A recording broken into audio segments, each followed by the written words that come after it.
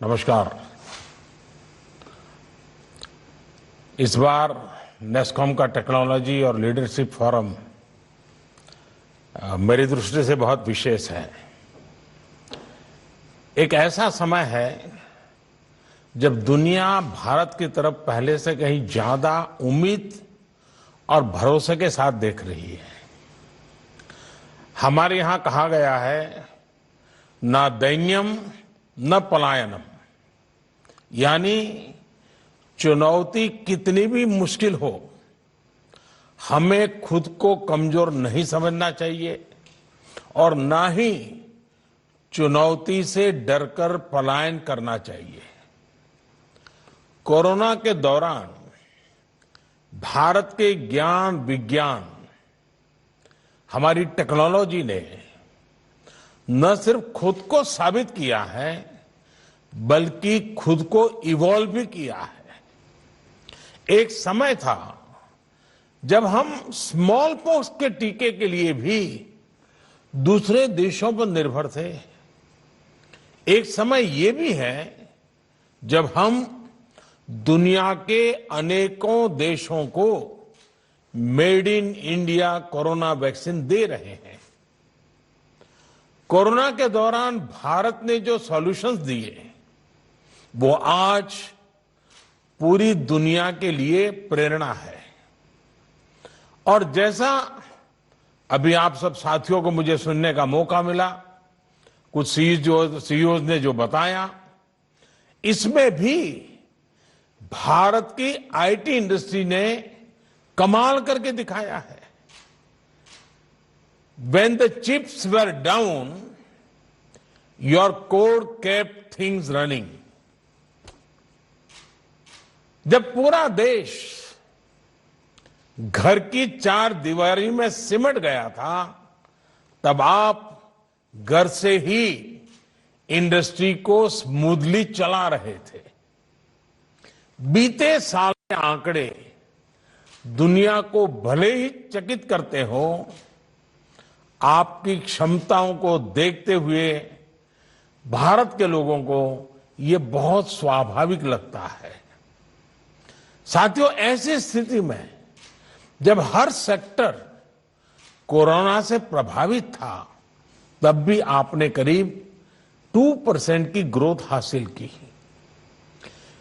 जब D growth की आशंकाएं जताई जा रही थी, तब भी अगर भारत की आईटी इंडस्ट्री अपने रेवेन्यू में $4 बिलियन और जोड़े तो ये सचमुच में प्रशंसनीय है और आप सारी टीम अभिनंदन के अधिकारी हैं। इस दौरान लाखों नए रोजगार देकर आईटी इंडस्ट्री ने सिद्ध किया है कि वो भारत के विकास का मजबूत पिलर क्यों है। आज तमाम डेटा, हर इंडिकेटर ये दिखा रहे हैं कि आईटी इंडस्ट्री का ये ग्रोथ मोमेंटम ऐसे ही नई बुलंदियां छूने वाला है।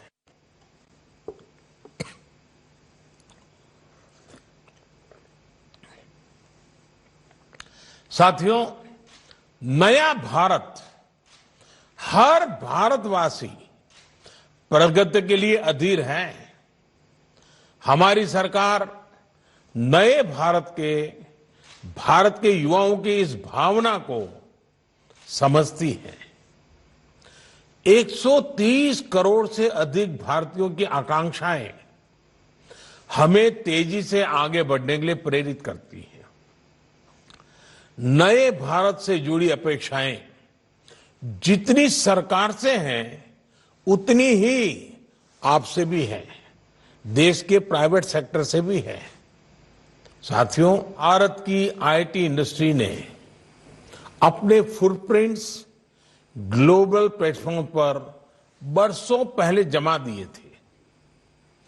पूरी दुनिया को हमारे भारतीय हमारे एक्सपर्ट्स सर्विसेज और सॉल्यूशन देने में नेतृत्व कर रहे थे, योगदान दे रहे थे। लेकिन कुछ कारण रहे कि भारत का जो विशाल डोमेस्टिक मार्केट है उसका लाभ आईटी इंडस्ट्री को नहीं मिल पाया। इस वजह से भारत में डिजिटल डिवाइड बढ़ता गया।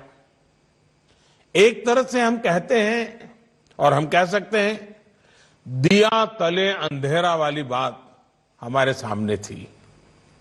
हमारी सरकार की नीतियां और निर्णय गवाह है कि कैसे बीते वर्षों में हमारी सरकार ने इस अप्रोच को बदल दिया है। साथियों, हमारी सरकार भी ये भली भांति जानती है कि बंधनों में भविष्य की लीडरशिप विकसित नहीं हो सकती और इसलिए सरकार द्वारा टेक इंडस्ट्री को अनावश्यक रेगुलेशन से, बंधनों से बाहर निकालने का प्रयास किया जा रहा है। नेशनल डिजिटल कम्युनिकेशन पॉलिसी एक ऐसा ही बड़ा प्रयास था। भारत को ग्लोबल सॉफ्टवेयर प्रोडक्ट हब बनाने के लिए नेशनल पॉलिसी भी बनाई गई। सुधारों का ये सिलसिला कोरोना काल में भी जारी रहा। कोरोना काल में ही other service provider OSP guidelines को जारी किया गया। अभी जिसका आपकी चर्चा में उल्लेख भी हुआ। इससे नई परिस्थितियों में आपके लिए काम करना आसान हुआ। आपके काम को कम से कम रुकावट का सामना करना पड़ा। आज भी जैसे आप में से कुछ मित्रों ने बताया कि 90% से ज्यादा लोग अपने घरों से काम कर रहे हैं। इतना ही नहीं, कुछ लोग तो अपने मूल गांव से काम कर रहे हैं। देखिए, ये अपने आप में एक बहुत बड़ी ताकत बनने वाला है। 12 चैंपियन सर्विस सेक्टर्स में इंफॉर्मेशन टेक्नोलॉजी को भी शामिल करने का लाभ भी आपको होना शुरू हुआ है। साथियों, 2 दिन पहले ही एक और महत्वपूर्ण पॉलिसी रिफॉर्म किया गया है जिसका आप सभी ने भी स्वागत किया है।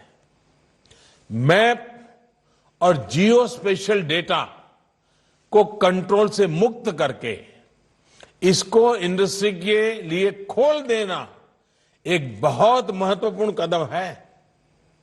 एक ऐसा कदम है जो इस फोरम की थीम जो है shaping the future towards a better normal, मैं समझता हूं इसके साथ एक प्रकार से आपके समिट का पूर्वाश्रम का जो काम है वो सरकार ने कर दिया है। ये ऐसा कदम है जो हमारे टेक स्टार्टअप इकोसिस्टम को शाश्वत करने वाला है, सशक्त करने वाला है।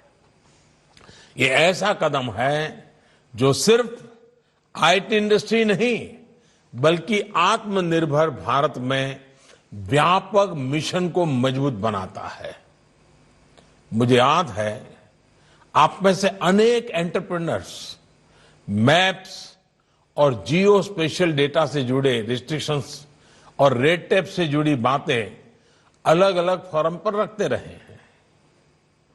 और मैं एक बात बता दूं, इन सारे विषयों में सबसे बड़ा जो एक प्रकार से रेड लाइट दिखाया जाता था वो सिक्योरिटी से संदर्भ भी होता था कि ये चीजें अगर खुल जाएगी, सिक्योरिटी को संकट हो जाएगा, ये बार बार आता था।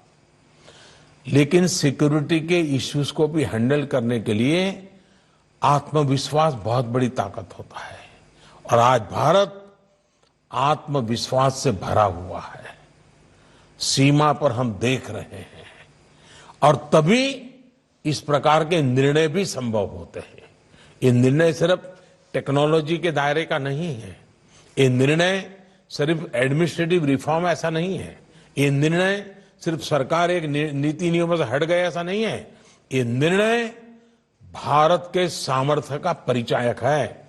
भारत को विश्वास है कब ये निर्णय करने के बाद भी हम देश को सुरक्षित भी रख पाएंगे और देश के नौजवानों को विश्व के अंदर अपना लोहा मनवाने के लिए अवसर भी देंगे।